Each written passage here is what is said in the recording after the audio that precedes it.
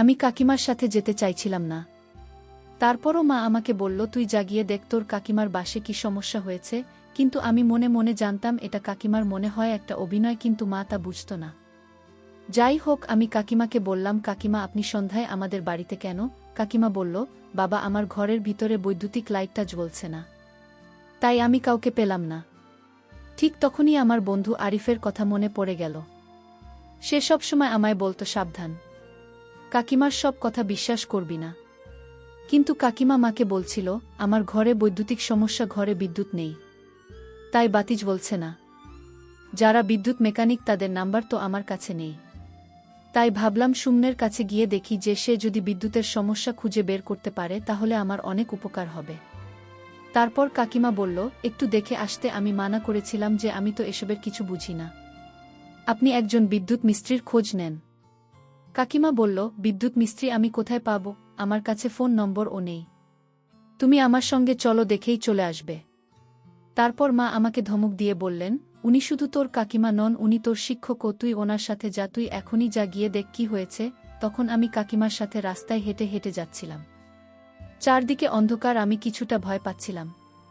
কাকিমা একদম নীরব, কোনো কথা বলছিল না। মনে মনে ভাবছিলাম কাকিমাকে নিয়ে আমার বন্ধু কিছু কথা বলেছিল, আমাকে সাবধান থাকতে বলেছিল। আমার বন্ধু আরিফের কথা মনে পড়তে লাগল, আর মনের মধ্যে অজানা একটা ভয় হচ্ছিল। তারপর আমি কাকিমার বাড়িতে গেলাম, গিয়ে দেখলাম ঘরের লাইট জ্বলছে। আমি কাকিমাকে জিজ্ঞেস করলাম, আপনি না বলেছেন ঘরের লাইট নষ্ট, তাহলে কেন জ্বলছে? কাকিমা তখন বলল, একটু পরেই বুঝতে পারবে। বন্ধুরা, সেদিন কি হয়েছিল সেই ঘটনাটি তোমাদের বলবো। আমার নাম সুমন স্বদেশী। সামে মাত্র কলেজের চৌকাঠে পা রেখেছি, ইন্টার ফার্স্ট ইয়ারের ছাত্র। বাড়ির অর্থনৈতিক অবস্থা খুব একটা সচ্ছল নয়। বাবা শহরের এক কোনায় একটা ছোট্ট কং নিয়ে ফলের ব্যবসা করে। সেই সামান্য আয় দিয়েই আমাদের সংসার চলে। লেখাপড়ায় আমি কিছুটা দুর্বল ছিলাম, তবে আমার একটা বিশেষত্ব ছিল। কেউ যদি আমাকে একা ধরে ধরে কোনো বিষয় বুঝিয়ে দিত, আমি সেটা খুব সহজে আয়ত্ত করতে পারতাম।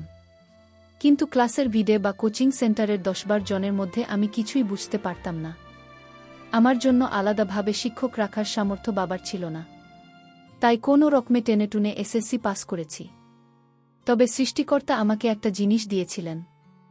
দেখতে আমি বেশ সুদর্শন ও স্মার্ট ছিলাম। আমার চেহারার কারণে অনেকেই আমাকে বড়লোক ঘরের ছেলে বলে ভুল করত।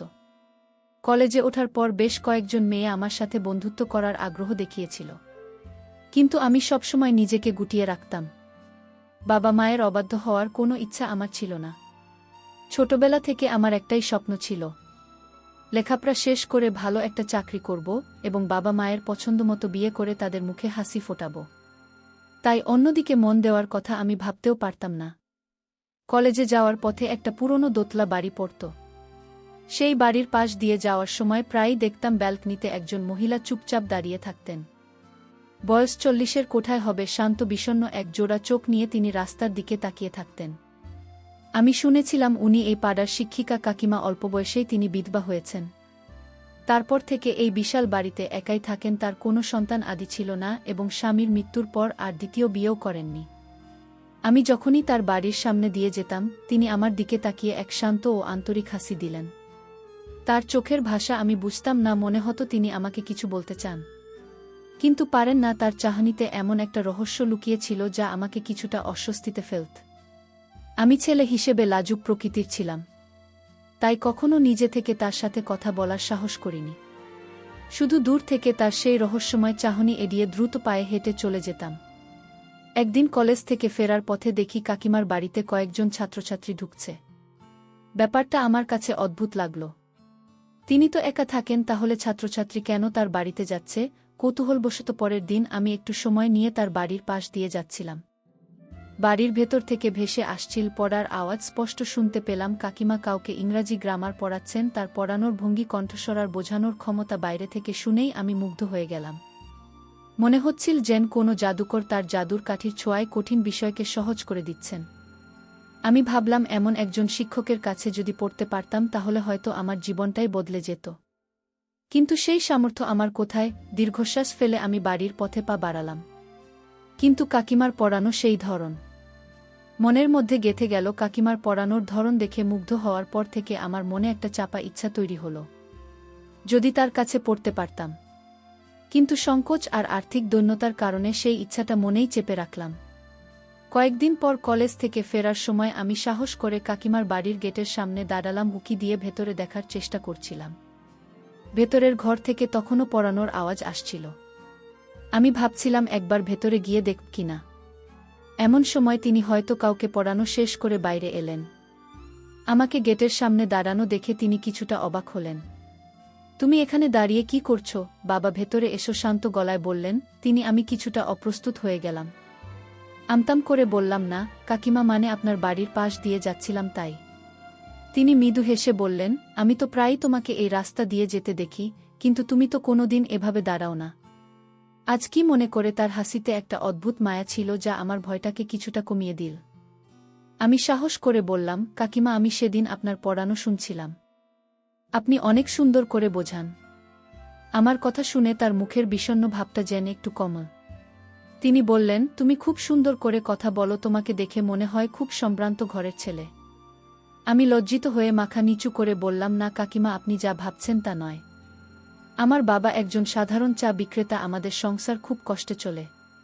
তিনি আমার দিকে গভীর দৃষ্টিতে তাকালেন। তারপর জিজ্ঞেস করলেন, তুমি কিসে পড়? ইন্টার ফার্স্ট ইয়ার এ। আমি উত্তর দিলাম, বাহ, রেজাল্ট তো নিশ্চয়ই খুব ভালো করেছ। এবার আমার লজ্জাটা আরও বাড়ল। আমি সংকোচের সাথে বললাম, না কাকিমা, আমি লেখাপড়ায় তেমন ভালো নই। আসলে আমি একসাথে অনেকের সাথে পড়লে কিছু বুঝতে পারি না। আমাকে একা ধরে ধরে পড়ালে আমি ঠিকই বুঝি। আমার কথাগুলো তিনি খুব মনোযোগ দিয়ে শুনলেন। তারপর বললেন, তাহলে তুমি এখন কিভাবে পড়ছ? কোনো প্রাইভেট টিউটরের কাছে পড়ো? আমি দীর্ঘশ্বাস ফেলে বললাম, না কাকিমা, এখনও কোথাও ভর্তি হয়নি। ভর্তি হয়েই বা কী হবে? ভিডের মধ্যে তো আমি পড়াই বুঝতে পারব না। আর একা পড়ানোর মতো শিক্ষকের বেতন দেওয়ার সামর্থ্য আমার বাবার নেই। আমার কথা শেষ হতে কাকিমা এমন একটা কথা বললেন যা শুনে আমি চমকে উঠলাম। তিনি বললেন, তুমি চাইলে আমার কাছে পড়তে পারো। আমি তোমাকে একাই পড়াব। আমিও অবাক হয়ে তার মুখের দিকে তাকিয়ে রইলাম। বললাম, কিন্তু কাকিমা, আমি তো আপনাকে পড়ানোর টাকা দিতে পারব না। তিনি আমার দিকে তাকিয়ে একটা অদ্ভুত স্নিগ্ধ হাসি দিলেন। বললেন, তোমার টাকা দিতে হবে না। তুমি শুধু মনোযোগ দিয়ে লেখাপড়া করো। যদি তুমি ভালো ফল করতে পারো, সেটাই হবে আমার সবচেয়ে বড় পাওয়া। দরকার হলে তোমার বই, খাতা বা কলেজের অন্যান্য খরচের জন্য আমি তোমাকে সাহায্য করতে পারব। আমি বিস্ময় হতবাক হয়ে গেলাম। এই যুগে এমন মানুষও আছে যেখানে শিক্ষকরা টাকার জন্য সবকিছু করতে পারে। সেখানে একজন অচেনা মহিলা আমাকে বিনে পয়সায় পড়াতে চাইছেন, এমনকি অন্যান্য খরচও দিতে চাইছেন। আমার মনে প্রশ্ন জাগল, তিনি কেন আমার জন্য এত কিছু করছেন? এর পেছনে কি কোনো বিশেষ কারণ আছে? তার এই উদারতার পেছনে অন্য কোনো গোপন কারণ নেই তো? আমার কিশোর মন কৌতূহল আর কিছু বিভ্রান্তিতে ভরে উঠল। কাকিমার প্রস্তাবে আমি এতটাই অবাক আর সন্দিহান হয়েছিলাম যে কি উত্তর দেব ভেবে পাচ্ছিলাম না। আমার চুপ করে থাকা দেখে তিনি আবার বললেন, কি ভাবছ এত? আচ্ছা, তোমার নামটাই তো জানা হলো না। আমি বললাম, আমার নাম সুমন স্বদেশী। তাহলে সুমন স্বদেশে তুমি কি কাল থেকে আমার কাছে পড়তে আসবে? তার কণ্ঠে ছিল এক ধরনের আকুতি। আমি বললাম, কাকিমা, আমি বাবাকে একবার জিজ্ঞেস করে আপনাকে জানাব। ঠিক আছে, কিন্তু একটা কথা মনে রেখো, আমি তোমাকে খুব যত্ন করে পড়াব। তোমার কোনো ভয় নেই। তিনি আশ্বাস দিলেন। সেদিন বাড়ি ফিরে আমি বাবাকে সব খুলে বললাম। বাবা প্রথমে কিছুটা অবাক হলেন, কিন্তু আমার আগ্রহ দেখে আর না করলেন না। তিনি বললেন, যদি উনি সত্যিই এত ভালো মানুষ হন তাহলে এটা তোর ভাগ্য। গিয়ে দেখ, যদি ভালো লাগে তাহলে পড়বি। পরদিন থেকে আমি কাকিমার বাড়িতে পড়তে যাওয়া শুরু করলাম। তিনি সত্যিই তার কথা রেখেছিলেন। প্রতিদিন বিকেলে আমি তার কাছে যেতাম, আর তিনি ঘণ্টার পর ঘণ্টা আমাকে একা পড়াতেন। ইংরেজি, পদার্থবিজ্ঞান, রসায়নের মতো কঠিন বিষয়গুলো তিনি এমনভাবে বুঝিয়ে দিতেন যেন সেগুলো গল্পের মতো সহজ। তার পড়ানোর গুণে কয়েক সপ্তাহের মধ্যেই আমার আত্মবিশ্বাস ফিরে আসতে শুরু করল। কলেজের পরীক্ষায় আমি আগের চেয়ে অনেক ভালো করতে লাগলাম। কিন্তু এর মধ্যে একটা অদ্ভুত বিষয় আমি লক্ষ্য করলাম। আমি যেদিন থেকে কাকিমার বাড়িতে একা পড়া শুরু করলাম তার কিছুদিন পর থেকেই অন্য ছাত্রছাত্রীরা আর পড়তে আসত না। প্রথম প্রথম ভাবতাম হয়তো তাদের পড়ার সময় বদলে গেছে, কিন্তু সপ্তাহখানেক পরেও যখন কাউকে দেখলাম না, আমার মনে খটকা লাগল। একদিন আমি কাকিমাকে জিজ্ঞেস করে ফেললাম, কাকিমা, আপনার অন্য ছাত্রছাত্রীরা এখন আর পড়তে আসে না কেন? আমার প্রশ্ন শুনে তিনি কিছুটা অন্যমনস্ক হয়ে গেলেন।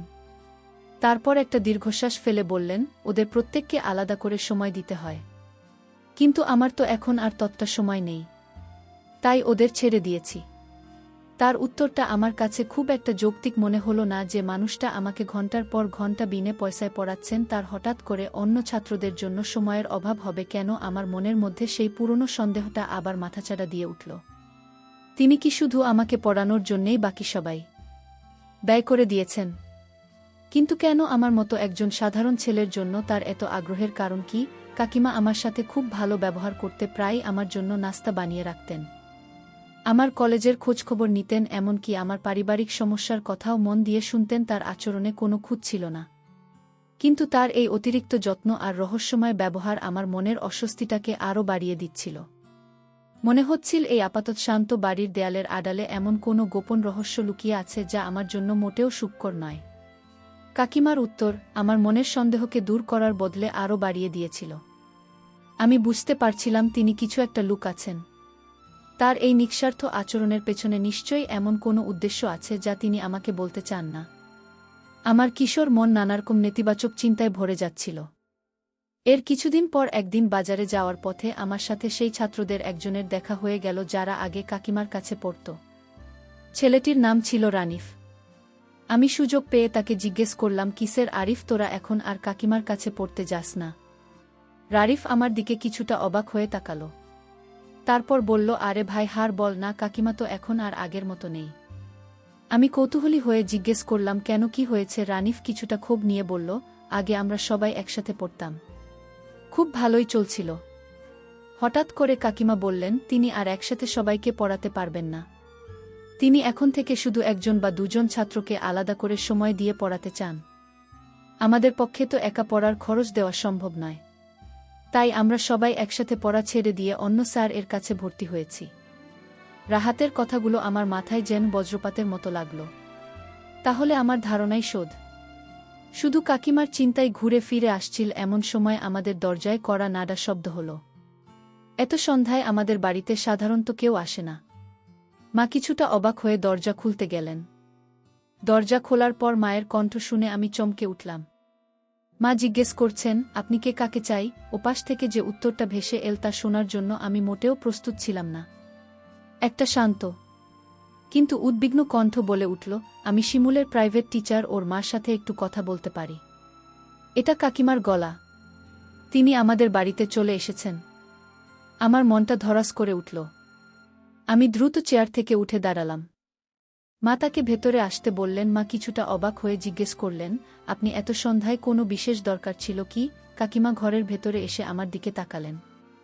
তার চোখে মুখে ছিল রাজ্যের চিন্তার উদ্বেগ। তিনি বললেন, শিমুলের সাথেই খুব জরুরি কথা ছিল। ও দুদিন ধরে পড়তে আসছে না, ফোন ও ধরছে না, তাই খুব চিন্তা হচ্ছিল। তাই বাধ্য হয়েই চলে এলাম। মা এবার আমার দিকে তাকিয়ে কিছুটা শাসনের সুরে বললেন, কি রে, তুই পড়তে যাসনি কেন? আর তোর ম্যাডাম ফোন দিয়েছেন, ধরিসনি কেন? আমি কোনো উত্তর দিতে পারলাম না। মাথা নিচু করে দাঁড়িয়ে রইলাম। আমার ভয় আর অস্বস্তি দুটোই চর্গে পৌঁছেছিল। কাকিমা কেন এসেছেন? তিনি কি আমার বাবা মায়ের কাছে কিছু বলবেন? কাকিমা আমার অবস্থা বুঝতে পারলেন। তিনি মায়ের দিকে তাকিয়ে বললেন, আপা, আপনি কিছু মনে করবেন না। শিমুলের সাথে আমার একান্তে কিছু কথা ছিল। আমি কি ওকে 10 মিনিটের জন্য আমার বাসায় নিয়ে যেতে পারি? খুব জরুরি। তার কণ্ঠস্বর এতটাই আকুতি ভরা ছিল যে মা আর না করতে পারলেন না। তিনি আমাকে বললেন, যা ঘুরে আয় আর শুনে আয় ম্যাডাম কি বলেন। আমি ভয়ে ভয়ে কাকিমার পিছু পিছু আমাদের বাড়ি থেকে বের হলাম। রাস্তাটা ছিল অন্ধকার। ল্যাম্পপোস্টের আবছা আলো। আমি দেখলাম কাকিমা চোখ দুইটা ছলছল করছে। তিনি রাস্তায় একটা কথাও বললেন না। তারই নীরবতা আমার ভয়টাকে আরও 1000 গুণ বাড়িয়ে দিচ্ছিল। তার বাড়ির সামনে এসেই তিনি দরজা খুললেন। আমি ঘরের ভেতরে ঢুকতেই তিনি বললেন, বসো বাবা। ঘরের লাইট চালানোই ছিল। আমি দেখলাম তার পুরো ঘরটা কেমন যেন অগোছালো। আমার গলা শুকিয়ে কাঠ হয়ে গিয়েছিল। তিনি কেন আমাকে এখানে একা নিয়ে এলেন? এরপর কি হতে চলেছে? আমার মাথায় তখন পৃথিবীর সব চিন্তা ভিড় করছিল। আমি মনে মনে সৃষ্টিকর্তার কাছে প্রার্থনা করছিলাম যেন পরিস্থিতি সহজ হয়। আমি ভয়ে জড়সড় হয়ে ঘরের মাঝখানে দাঁড়িয়ে আছি। কাকিমা আমার দিব্যি এক পলক তাকিয়ে ভেতরের ঘরে চলে গেলেন। আমার মনটা দুশ্চিন্তায় ভরে যাচ্ছিল। কয়েক মুহূর্ত পর তিনি ফিরে এলেন। তার হাতে ছিল ধুলোমাখা একটা ছবির ফ্রেম। তিনি আমার সামনে এসে দাঁড়ালেন। তার আরিফ 2টা কাপ ছিল। তিনি ফ্রেমটা আমার দিকে বাড়িয়ে দিয়ে কান্না জড়িত কণ্ঠে বললেন, বাবা সুমন, স্বদেশী ছবিটার দিকে একবার তাকাও, দেখো তো একে চিনতে পারো কিনা। আমি কাঁপাকা হাতে ফ্রেমটা নিলাম। ছবিটা দেখছিলাম, কিন্তু কাচের ভেতর দিয়ে মুখটা স্পষ্ট বোঝা যাচ্ছিল। ছবিটা দেখামাত্র আমার শরীর যেন অবশ হয়ে গেল। আমি স্তব্ধ হয়ে গেলাম। ছবিতে যে ছেলেটিকে দেখা যাচ্ছে সে তো হুবহু আমি। একই রকম নাক, চোখ, মুখের গড়ন যেন আমারই কোনো ছোটবেলার। বিস্ময় হতবাক হয়ে কাকিমার দিকে তাকালাম। বললাম, কাকিমা, এই ছবি তো এই ছিল তো দেখতে একদম আমার মতো। কিন্তু আমার ছবি আপনার কাছে কেন, আর এই ছেলেটি আপনার কে হয়? আমার প্রশ্ন শুনে কাকিমা আর নিজেকে ধরে রাখতে পারলেন না। তিনি কান্নায় ভেঙে পড়লেন। আঁচলের চোখ মুছতে মুছতে ফোঁপাতে ফোঁপাতে বললেন, ও আমার ছেলে ছিল, আমার একমাত্র ছেলে শ্রাবণ। তিনি একটু থেমে আবার বলতে শুরু করলেন, আজ থেকে ঠিক 3 বছর আগে একটা সড়ক দুর্ঘটনায় আমি আমার শ্রাবণকে হারিয়েছি। ও তখন তোমার মতোই ইন্টার ফার্স্ট যার এ পড়তো। আমার পৃথিবীটা সেদিনই অন্ধকার হয়ে গিয়েছিল। ওর বাবা তো আগেই চলে গিয়েছিলেন। তারপর ওই ছিল আমার বেঁচে থাকার একমাত্র অবলম্বন। কাকিমা কান্নার দমকে কথা শেষ করতে পারছিলেন না। আমি তার কথা শুনে পাথর হয়ে গিয়েছিলাম। আমার সব ভয়, সব সন্দেহ মুহূর্তের মধ্যে উড়ে গেল। তার কান্নার মধ্যে আমি একজন সন্তানহারা মায়ের বুক ফাটা আর্তনাদ শুনতে পাচ্ছিলাম। তিনি বলতে থাকলেন, আমি তোমাকে যেদিন প্রথম আমাদের বাড়ির সামনে দিয়ে যেতে দেখি সেদিন আমার মনের ভেতরটা হাহাকার করে উঠেছিল। তুমি দেখতে হুবহু আমার শ্রাবণের মতো, একই রকম হাঁটা চলা, একই রকম নিষ্পাপ মুখ। আমি প্রতিদিন তোমার পথের দিকে চেয়ে থাকতাম, শুধু একবার তোমাকে দেখার জন্য। তোমাকে দেখলে আমার মনে হতো আমার শ্রাবণী বুঝি ফিরে এসেছে। আমার খুব ইচ্ছে করছিল তোমার সাথে কথা বলি, কিন্তু সংকোচে পারিনি। তারপর যেদিন তুমি আমার বাড়িতে এলে আবার মনে হলো সৃষ্টিকর্তা বুঝি আমার কথা শুনেছেন। তোমার মধ্যে আমি আমার হারিয়ে যাওয়া ছেলেকে খুঁজে পেয়েছিলাম। তাই আমি চেয়েছিলাম আমার শ্রাবণের মতো তোমাকেও আমি নিজের হাতে পড়িয়ে মানুষের মতো মানুষ করব। আমার শ্রাবণের যে স্বপ্নগুলো পূরণ হয়নি, আমি চেয়েছিলাম সেই স্বপ্নগুলো তুমি পূরণ করো। এই কারণেই আমি বাকি ছাত্রদের পড়ানো ছেড়ে দিয়েছিলাম, যাতে আমি আমার সবটুকু দিয়ে শুধু তোমাকে তৈরি করতে পারি। আমার এই পড়ানোর মধ্যে, ভালোবাসার মধ্যে কোনো খারাপ উদ্দেশ্য ছিল না। বাবা, কাকিমার কথাগুলো আমার হৃদয়টা দুমড়ে মুচড়ে দিচ্ছিল। আমি নিজের চিন্তাভাবনার জন্য প্রচণ্ড লজ্জিত হলাম। যে মানুষটা আমাকে সন্তানের স্নেহে আগলে রাখতে চেয়েছেন, তাকে আমি কত জঘন্যভাবে সন্দেহ করেছি। আমার চোখে পানি চলে এল। আমি কাকিমার পায়ের কাছে বসে পড়লাম, বললাম, কাকিমা, আমাকে ক্ষমা করে দিন। আমি আপনাকে ভুল বুঝেছি। আমি বুঝতে পারিনি আপনার এত বড় একটা কষ্ট লুকিয়ে আছে। তিনি বললেন, তোর কোনো দোষ নেই বাবা, ভুলটা আমারই। আমার উচিত ছিল শুরুতেই তোমাকে সব খুলে বলা। তাহলে হয়তো আজ আমাদের মধ্যে ভুল বুঝাবুঝি হতো না। আমি বললাম, না কাকিমা, আপনার কোনো ভুল নেই। আপনি আজ থেকে শুধু আমার শিক্ষিকা নন, আপনি আমার মা। আমি কথা দিচ্ছি, আমি আপনার ছেলের অপূর্ণ স্বপ্ন পূরণ করব। আমি অনেক বড় হয়ে আপনার মুখ চুল করব। সেদিন আমি কাকিমার ভেতরের সব রহস্য জানতে পারলাম। তার ভালোবাসা ছিল নিঃস্বার্থ, তার উদ্দেশ্য ছিল মহৎ। তিনি একজন বিধবা নারী নন, তিনি একজন গর্বিত মা, যার স্নেহের ছায়ায় আমি আমার নতুন জীবন খুঁজে পেয়েছিলাম। এই ঘটনাটি আমাকে শিখিয়েছিল, চেহারা বা পরিস্থিতি দেখে কখনো কাউকে বিচার করতে নেই। প্রতিটি মানুষের আড়ালেই একটা গল্প থাকে, যা না জেনে কোনো সিদ্ধান্তে আসাটা সবচেয়ে বড় ভুল। বন্ধুরা, গল্পটি আপনার কাছে কেমন লাগলো তার মতামত কমেন্ট করে জানাবেন।